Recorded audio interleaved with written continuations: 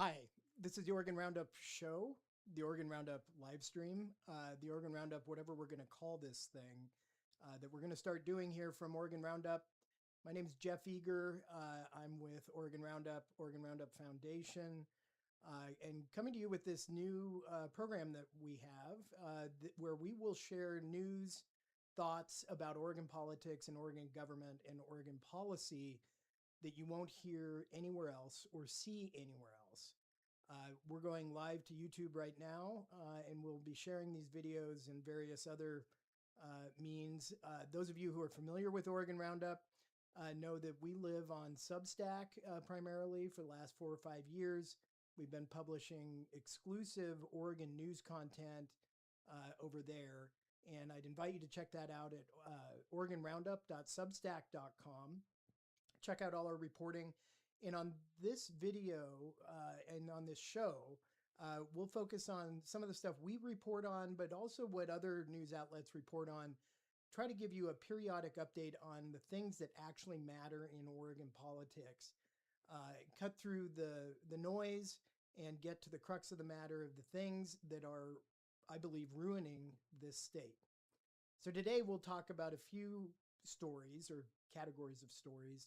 One is the low-grade Marxist revolution that is happening in the West Coast especially, but throughout the United States, with Oregon here as its home base in many regards. Then we will talk about what the Republican governor's race looks like as we head into the final stretch. Ballots are out. Primary election is May 19th, and I've got some thoughts about the way that race is shaping up for who will challenge Tina Kotek in the November general election. And then finally, I'll have an update on our fraud reporting. Oregon Roundup has done extensive reporting for nearly a year now on a group of what are called behavioral health companies that look like they're defrauding the state of Oregon and the federal government and the state of Washington out of millions of dollars. So I'll give you an update on our exclusive reporting about those issues coming up. Let's talk first about the Marxist revolution. I smile when I say that, even though it's a very serious matter, because it seems extreme to say that there's a Marxist revolution happening in the United States.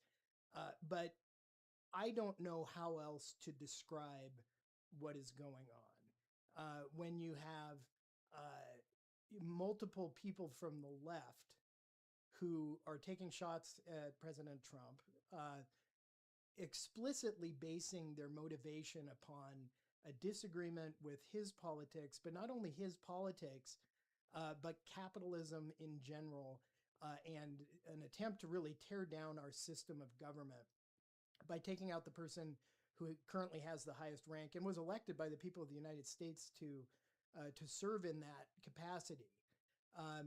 What I want to talk about now is a news story that came out 2 days ago. It was reported in the New York Post, and that's what we've got right here. With so everyone remembers the Palisades fire down in the Los Angeles area that occurred last year, I believe. Maybe it was 2 years ago. And the New York Post reported that the guy that started the fires, allegedly, he was an Uber driver, but he wasn't just an Uber driver. He was a highly radicalized Uber driver. The New York Post reports that the gentleman, Jonathan Rinderknecht, I am probably mispronouncing that, had become fixated on Luigi Mangione in the lead up to the blaze. Now, Luigi Mangione, as you probably know, is the guy that shot the CEO of United Healthcare in downtown Manhattan in the back, killed him in cold blood because Mangione disagrees with the health insurance system that we have in the United States, or at least disagrees with United Healthcare. Mangione has become something of a celebrity in left-wing media.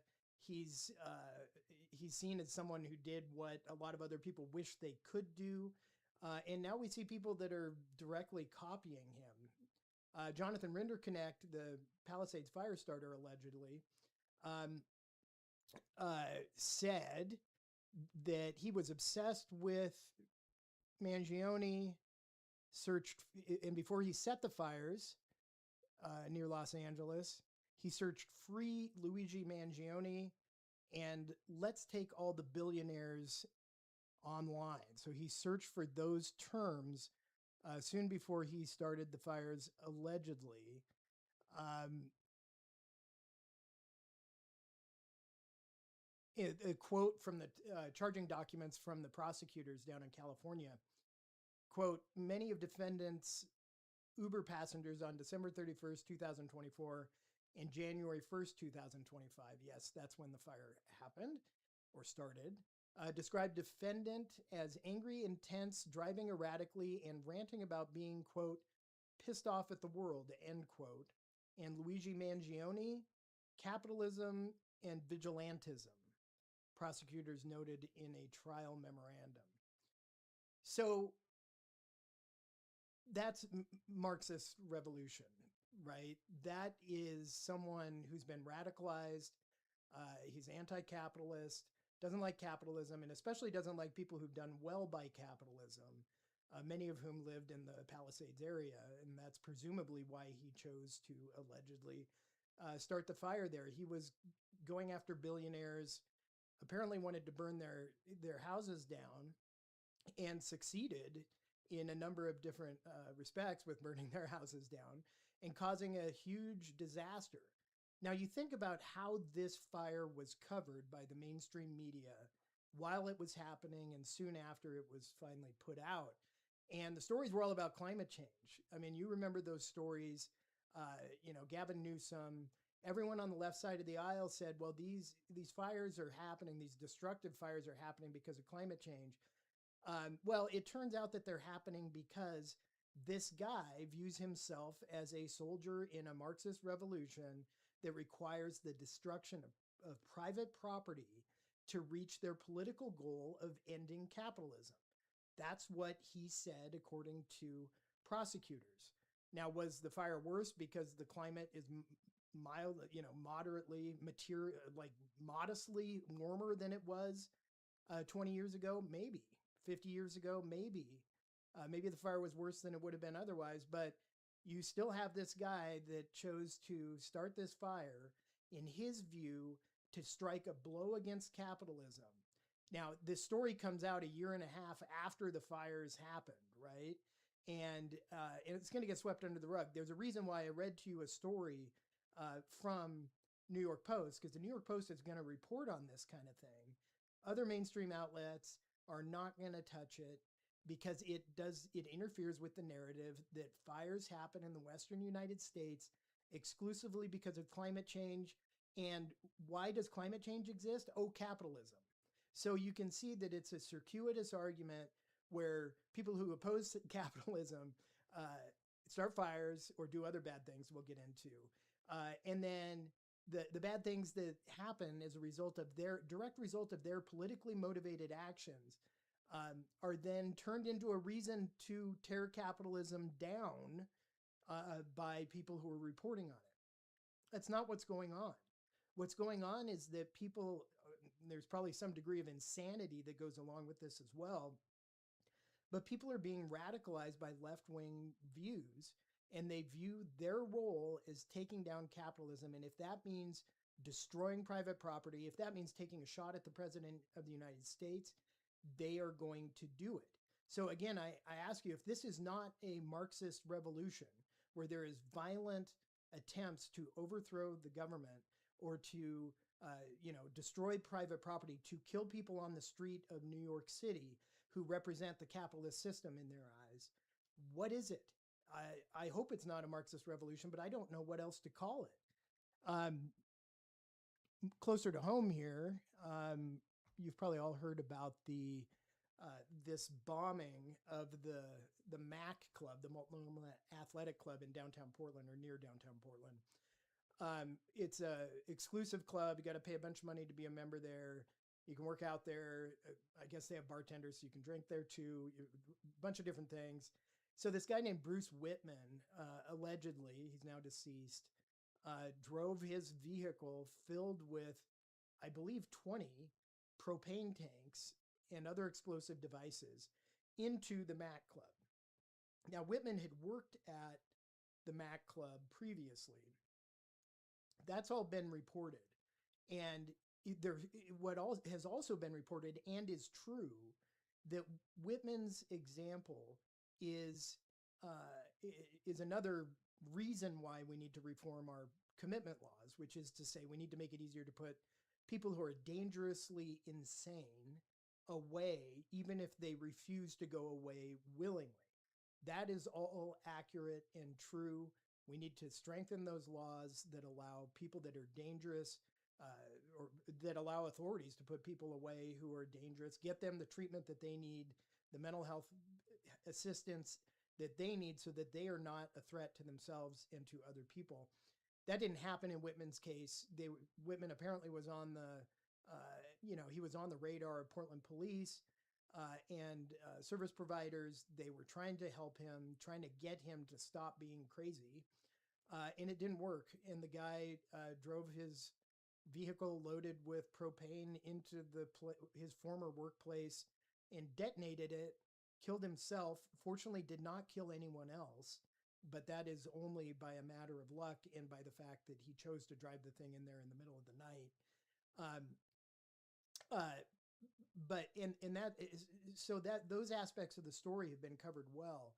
What hasn't been covered by local media, in my view, is the fact that this guy was a union organizer. What you see if you're watching this on YouTube or otherwise on video right now is he listed himself on his LinkedIn page at number 1 as union leader at Multnomah Athletic Club. Now, there was no union at the Multnomah Athletic Club, but Mr. Whitman apparently had tried to set up a union at the Multnomah Athletic Club. This union that he had tried to set up there would have been affiliated with the Teamsters Union. So the guy was a radical unionizing guy who was annoyed that the Mac employees did not unionize. So there is a political component to this crime that occurred, in addition to the insanity, the shortcomings of our civil commitment laws in Oregon, our lack of resources to ensure that people like this aren't on the street and can't do things like this. It is all of those things, but he was also a union organizer, and there was a political component to this crime.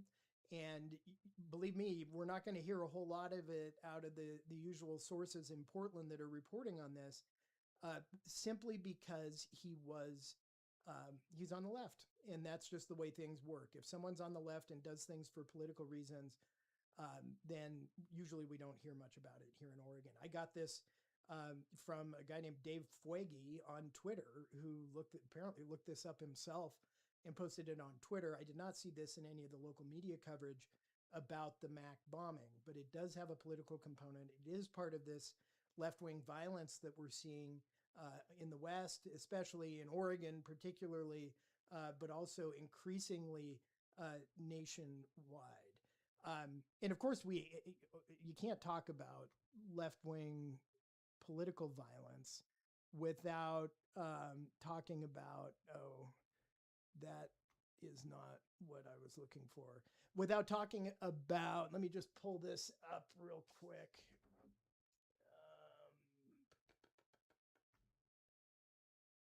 Sorry.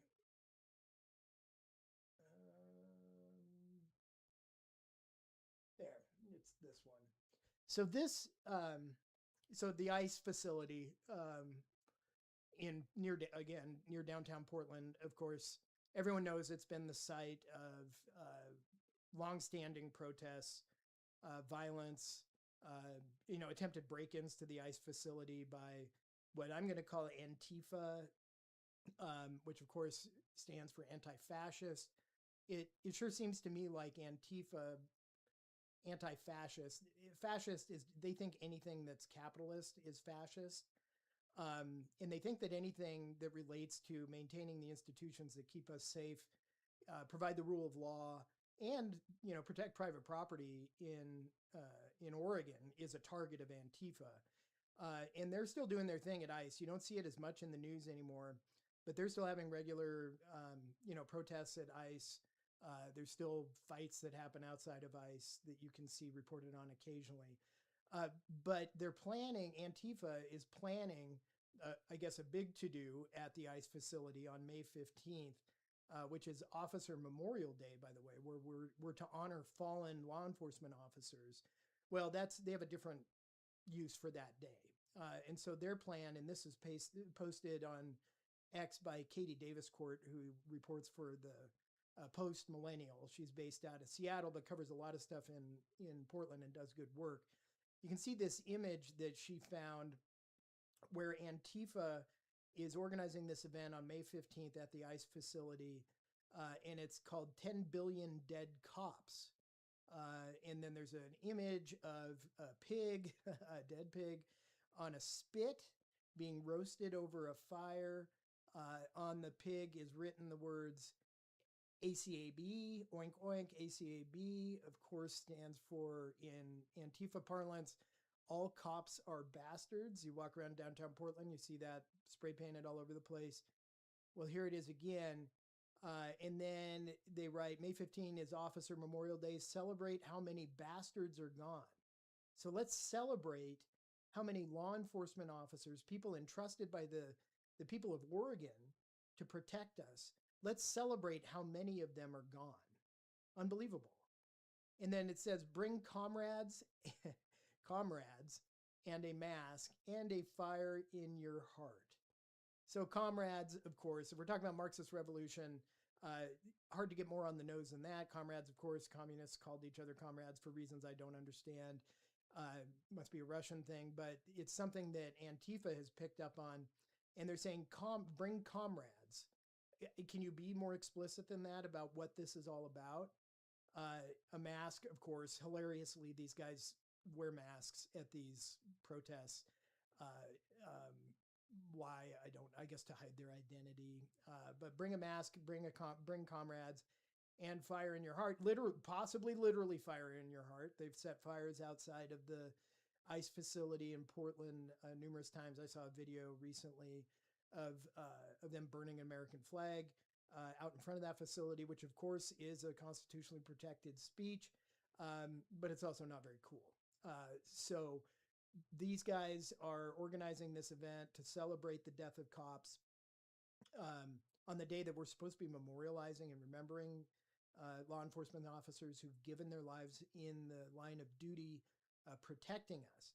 This is all of these examples are examples of, radical left-wing terror that's based on tearing down the institutions that function in America to make us work as a capitalist society that that has the rule of law, that has the capacity to put people in jail when they do bad stuff, like attack police officers or attack ruin private property or ruin public property. You'll remember during the summer of 2020 when everything in Portland totally fell apart, when there were all the protesters outside of the federal courthouse, protesting, I guess, the federal judiciary, and kept that thing closed down for months and months, and they had to erect a fence around it.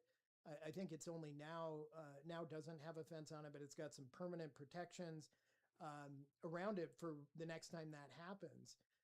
Because what these guys are doing is they're just attacking any element of the status quo, any element that protects and defends what our Constitution, the U.S. Constitution, guarantees us, which are individual liberties, and the right to speak freely, the right to have private property, to keep at least some of the things that you earn. These are all tied together. I remember this was even before 2020. It was in the teens, I believe, late teens, when I had heard of Antifa. I live in Bend. I don't live in Portland, so Antifa are not part of my daily life, thankfully. But there was a story, and I should have looked it up for this video. There was a story about how Antifa, they just occupied an intersection in Portland, and they started directing traffic. So they take over this intersection and they start directing traffic. They keep the cops away. They exercise sovereignty over this intersection in Portland, even though they have no legal authority to do it, and the cops let them do it, right? And you can see how the cops going light on these guys, and certainly elected officials going light on these guys over years, if not decades, in Portland, has empowered these folks to act out on their left-wing, anti-capitalist, Marxist agenda by using force, by seizing an intersection by force, by surrounding the ICE facility, breaking into the ICE facility by force, by literal violence against people that they think stand between them and the goals of their Marxist revolution. I would love to tell you that I think that this is temporary. I would love to tell you that we have the tools to put this down, and more importantly, the political will to put this down. No one in Oregon, outside of a very tiny percentage of people, wants there to be destruction of private property, wants there to be violence for political reasons or violence for any reason. No one wants this. But what allows it to keep happening are that the Democrats that run our state, who many of whom are not Marxist, many of whom are, relatively mainstream progressives, and there's issues with that as well. But they create the permission structure for this stuff to go on. Now think about it. Senator Ron Wyden, he's been in Congress for nearly as long as I've been alive. And he made a big deal in recent months about appearing with this stupid Portland frog. And the frog is, of course, this dude dressed up in a frog outfit. He used to, I don't know, maybe he still does, go down to the ICE facility and protest outside wearing a frog outfit. It became a big deal. The frog traveled around, became kind of like a left-wing darling. Well, it turns out the frog is a convicted criminal, committed violent acts against other people at the ICE building, got in trouble for that. But still, our senior senator, just a few years ago, he was the chairman of the Finance Committee in the U.S. Senate. He glorifies the folks that are protesting outside of the ICE facility, some of whom are the same people that put that image up. All cops are bastards, 10 billion dead cops. How do you get 10 billion dead cops? There aren't even 10 billion people on the planet. But that's what these people want. And the little secret here is that the real hardcore Marxist folks, the Antifa folks, they hate the Democrats too. They hate Ron Wyden. It hasn't been reported on much, but when Ron Wyden goes around in Oregon, there's not a bunch of right-wingers following him around and yelling at him. It's Antifa people, and they don't like him, quite frankly, because he's Jewish. And they don't like him because in their views, he has not been sufficiently stridently opposed to Israel. So, and these are the same type of people that are the Antifa, anti-capitalist, anti-Israel, pro-Hamas group of people. They follow him around and yell at him, and they cause disruptions in his town halls. The Democrats are scared of these people too, and they should be. But the Democrats are reacting in exactly the wrong way if they're scared of these people. They are providing political cover for them to continue to do the extreme things, not only hold extreme views, which no one can police that, but you sure as heck can police when people commit violence and property destruction, which are illegal, in the name of their far-left Marxist views. And too often, elected Democrats in Oregon, all of them, they try to downplay the degree to which this left-wing anti-capitalist ideology informs the protests, informs the violence, informs the property destruction. And all they want to do is talk about Donald Trump, which transitions us to our next story, which is catching up on the GOP governor primary. So primary election is May 19th. Republican voters will have an opportunity to choose who the Republican nominee is going to be to go against Tina Kotek in the November general election. there are three realistic candidates, three candidates who have a chance at becoming the Republican nominee: Christine Drazan, Chris Dudley, and Ed Deal. There have been a couple polls that came out last week and the week before that showed Drazan with a significant lead in that race, with her in the low 30s, and then with Dudley and Deal kind of in the upper teens. So it looked like, based on those polls, that Drazan had about a 12-point or so lead. Still a bunch of undecideds, obviously, but those are the people that said they had a preference as of now. That's where the numbers stack up. I wrote about this last week in our Meanwhile in Oregon series, which is available on OregonRoundup.substack.com. It's a series that we make available for paid subscribers. You can get all our news stuff for free there, but we do have this one offering that's for paid subscribers. Wrote about it last week, so you're getting a little glimpse into something that normally only paid subscribers get to view. But we'll talk about it here because I think it's important. I think that those poll results are probably more or less correct. And here's why. I think so. Drazan ran, of course, as the Republican nominee 4 years ago. She was, as of a month before Election Day, she was, according to polling, ahead by a little bit. She was actually ahead of Tina Kotek in that race. Then the wheels fell off for various reasons I won't go into now. And Kotek won by 5 or 6 points, as I recall.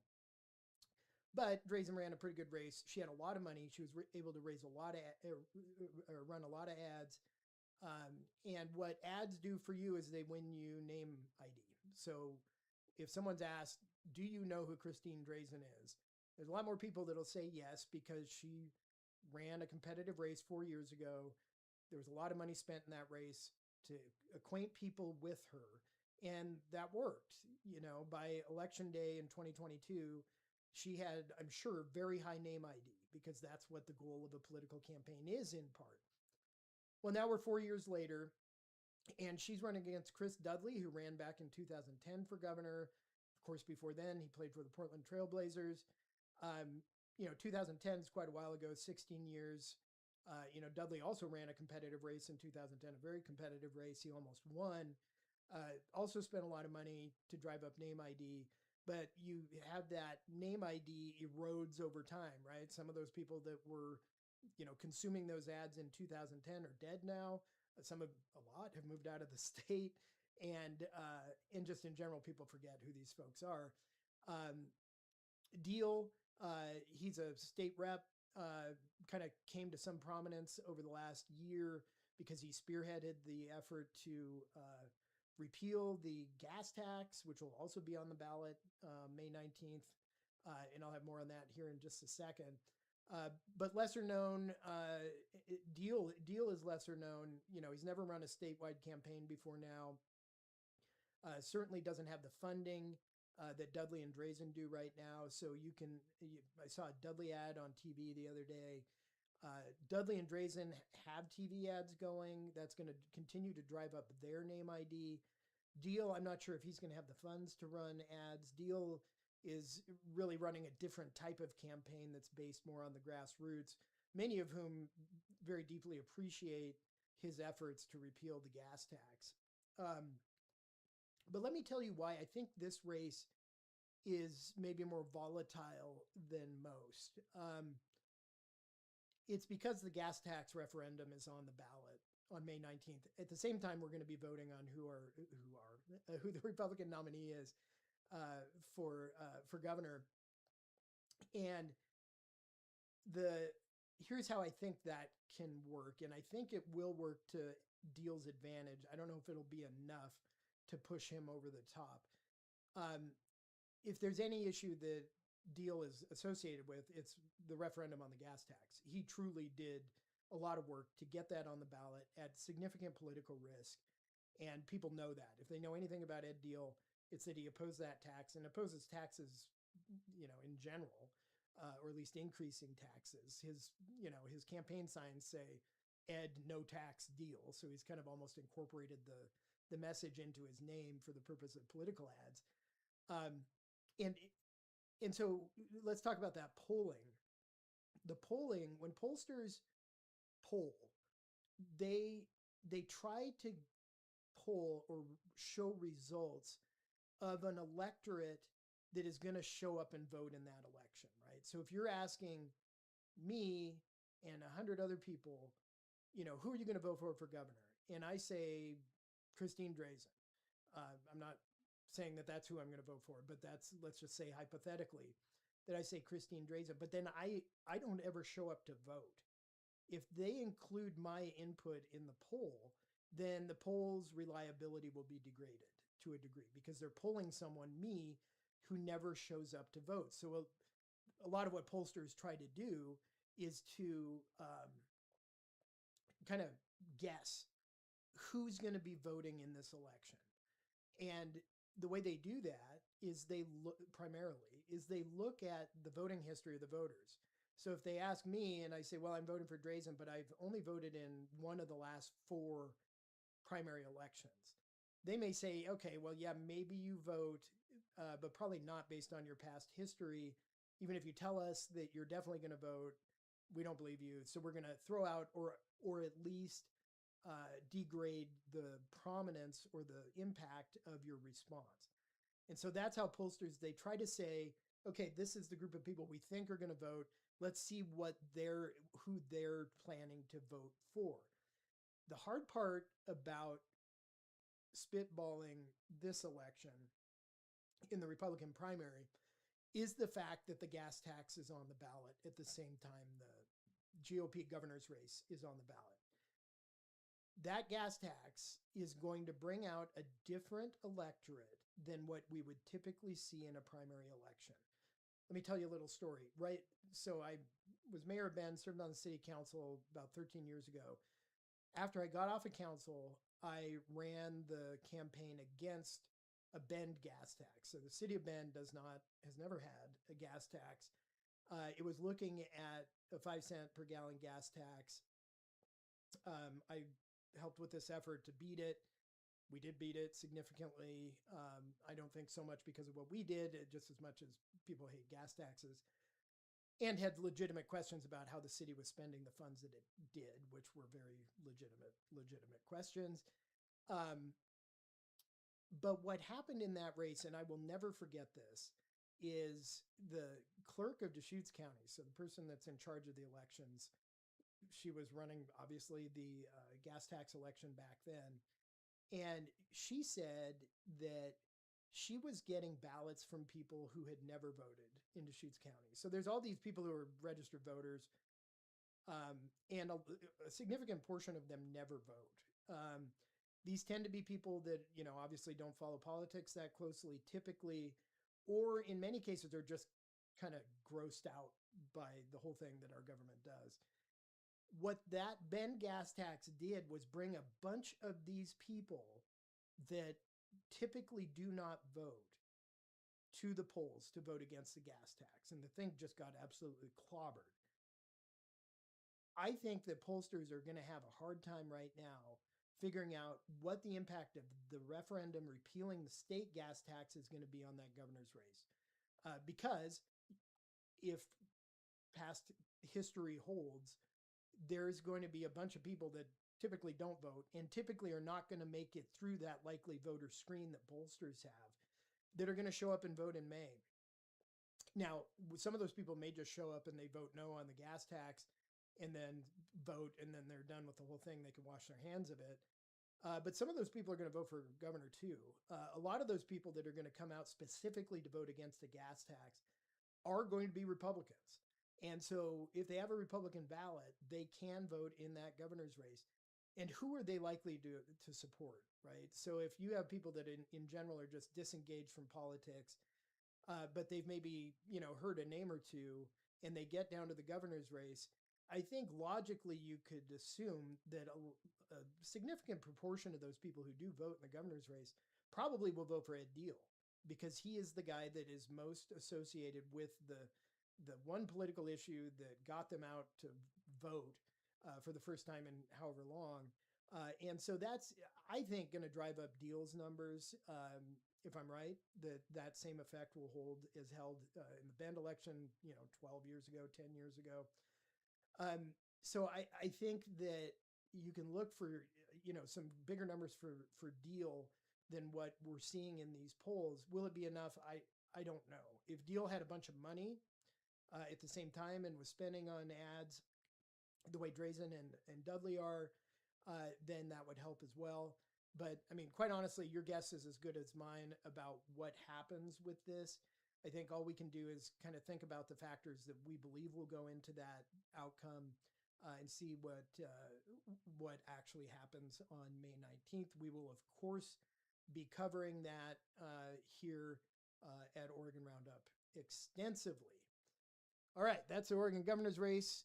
Let's go on to our third topic of the day, and that is update on our ongoing fraud coverage here at Oregon Roundup. Sometimes I wonder if our subscribers get tired of reading articles from me about incremental progress that we're making in our investigation. But for those of you who haven't followed our coverage, let me just recap it briefly. So last August, I found out about this company called Uplifting Journey. It's an Oregon limited liability company founded in theory by this guy that goes by the name of Julius Maximo. So Uplifting Journey operated, we're not sure if they're still functioning or not, operated these kind of like halfway houses in the Portland metro area where they would bring people in and they would have people live in the house. These may or may not have been homeless people. I'll get to the homeless aspect of this in a second. And one of the houses they operated was in Lake Oswego, of all places. What they did is they had these people move into the house, and then they require them to sit through some counseling from a nurse practitioner in Texas. There's something about Texas nurse practitioners in these companies. I'll get to that in a moment. And they go through this online counseling in a group. It's via Zoom. For a while, it was Uplifting Journey. I think at some point it likely changed to the nurse practitioner, then bills Medicaid for those counseling services, right? And so Uplifting Journey billed the state of Oregon, got $2.3 million from Oregon Medicaid, which is called the Oregon Health Plan, in less than a year, concluding in, I think it was March of 2025.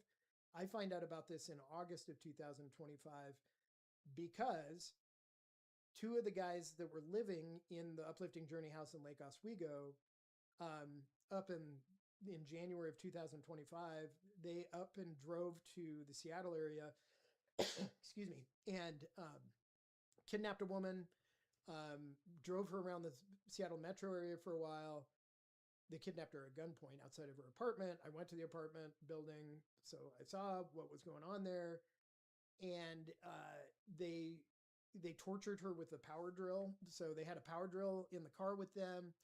They used a power drill on her hand until she would give them her bank account information so they could rob her bank account. They robbed her of cash and jewelry that she had on her person. Drove around the Seattle area trying to figure out what to do with her. And then ultimately they drove her up to Snoqualmie Pass, just east of Seattle. Pulled over. There was a bunch of snow. It's January. Pulled over alongside Interstate 90. Got her to stand on top of a Jersey barrier and shot her. Thinking they killed her, they left. Somehow she survived, and she crawled her way to safety, leaving a literal trail of blood in the snow, and ultimately got to the authorities and survived. So the fact that she lived is the only reason we know about Uplifting Journey or any of the rest of this stuff that I'm going to talk about. So then it turns out that Uplifting Journey's house in Lake Oswego had like 20 police calls regarding it in the space of like 9 months. So Lake Oswego police kept getting called out by neighbors who were complaining of women screaming in the backyard of the house, complaining of van loads of young women being dropped off, picked up, etc. Meanwhile, prosecutors up in Washington state, because they talked to the woman who survived the shooting, figure out who these guys were. They track them down. They had fled. They tracked down one of the guys in Illinois. They charged them. They alleged that these guys are members of the Tren de Aragua Venezuelan drug and human trafficking gang that were living in this counseling house in Lake Oswego, Oregon, where the operator of the house received $2.3 million in Medicaid funds. So Uplifting Journey up and leaves that house in Lake Oswego after that breaks. I get the story. I start reporting on the story really beginning in earnest last September. And then it turns out that the company Uplifting Journey, they co-signed on another lease in the Portland area, this one in Gresham, with this guy named Pastor Mukaranyana out of, and sounds like I'm making it up, and I'm not, out of Arizona. And this guy, Pastor Mukaranyana, he is charged by the Attorney General of Arizona, who is a Democrat, with laundering $5 million from a Medicaid fraud scheme down there. And so that guy charged by AG in Arizona of laundering money from a Medicaid fraud scheme, co-signing with Uplifting Journey on a lease in Oregon, when Uplifting Journey has this very spotty record of operating at least this house in Lake Oswego. We start reporting on all this stuff. Uplifting Journey leaves, as far as we can tell. But Julius Maximo, one of the founders of Uplifting Journey, he had a bunch of companies that were like Uplifting Journey, one of which is called VersaForce. So VersaForce is not, in theory, owned by by Julius Maximo. It's a Washington company, but Julius Maximo is affiliated with it. It's a Washington company, operates, I think, this house in Portland on Tippett Place. And, you go to these places and they're just normal residential areas where these guys are running these fraud schemes. Anyway, VersaForce attracts homeless people from the Portland area. They harvest them. They stick them in this house. Same deal. They have to go through counseling every night for 4 hours, et cetera, et cetera. And someone's billing Medicaid. So it's not VersaForce. I believe it's the nurse practitioner. We're still tracking that down. But noteworthy, when they get the homeless people into the house, they don't have them sign up for Oregon Medicaid. Or many of them were already on the Oregon health plan. No, they told these residents, no, there's a loophole that we're going to use. You need to apply for Washington Medicaid, even though you live in Oregon and you're explicitly living in a house in Oregon when you receive this treatment that is going to be paid for by Washington Medicaid. Well, it's, of course, illegal to apply for another state's Medicaid program if you don't live in that state. That is textbook black and white Medicaid fraud that this company was perpetrating on these people that it harvested from the streets of Portland to move into this house, and all to make money, right? And so then VersaForce, my source, was one of the guys that lived in the house for a while. He and his spouse got kicked out of the house because they started asking questions about, what is this loophole? Is this legal? They started asking questions about what VersaForce is. The main liaison between VersaForce and this house in Portland wouldn't even identify himself by his full name to them, to the residents. So the whole thing was really fishy. They started asking questions. And then they were ultimately evicted from the house by guys from a private security company who were armed and wore Kevlar vests to evict them. Almost certainly a violation of Oregon landlord-tenant laws as well. Anyway, this former resident of the house reaches out to me and I end up reporting on it, et cetera, et cetera. We're still tracking down those details. But what we've found is the tip of the iceberg for what I think is a very large Medicaid fraud crisis. in the Pacific Northwest. Of course, not only limited to the Pacific Northwest. You've seen stories reported from Minnesota, from California, and other frankly blue states. But Oregon's got a very big problem with this, and and here's why I think it's just the tip of the iceberg that we've found. The only reason we know about this is because Uplifting Journey housed these Tren de Aragua members who went up and committed a violent crime and then were caught. At least some of them were caught. Think about all the houses that might exist in Oregon where that hasn't happened. And Uplifting Journey operated multiple houses. VersaForce may operate multiple houses. We know it operates one. There's this whole host of other businesses that are affiliated with this dude that goes by Julius Maximo, who I strongly suspect is not actually named Julius Maximo.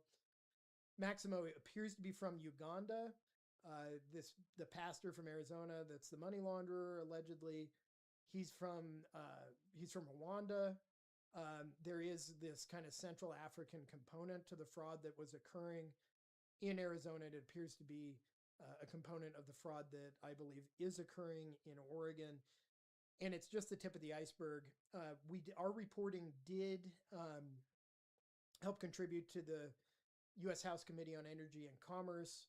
They cited our reporting in reaching out to the state of Oregon saying, hey, what are you guys doing about Medicaid fraud? The state of Oregon says, oh, we've got it under control, of course. They don't have it under control. I can't get anyone at the state to answer my questions about this, about any enforcement actions they're taking against, documented Medicaid fraud that is occurring in this state. And why does that matter to Oregon? What does it matter? Well, I think the scale of it is huge.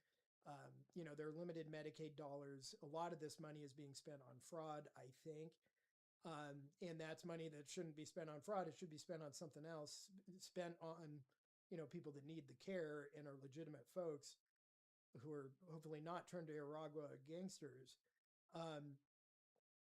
And it also just goes to kind of this weird dynamic we have in Oregon where Tina Kotek, our governor, is out there bragging about how 1 in 4 Oregonians are on Medicaid, when that is the healthcare system for the poor, right? So you're bragging about that the state of which you are a governor is in such dire financial straits or allows so much Medicaid fraud that 1 out of 4 people are on this program that's supposed to be for people who are destitute and have no other options. And that's a system that, for whatever reason, the progressives in this state take great pride in. It's not something to take great pride in.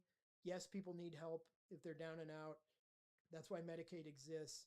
It is not supposed to be a mass, insurance program. It certainly is not supposed to be a mass insurance program that benefits fraudsters and violent criminals, which is the evidence that we have about what some of those funds are being used in the state of Oregon. That's all we've got for you today. Thanks for joining us. We'll be back soon. Again, this is Jeff Eager with Oregon Roundup. This is the Oregon Roundup show or live stream or whatever we're going to call it. Check us out at OregonRoundup.substack.com to read all our reporting, including that we talked about here today, and look forward to seeing you again soon.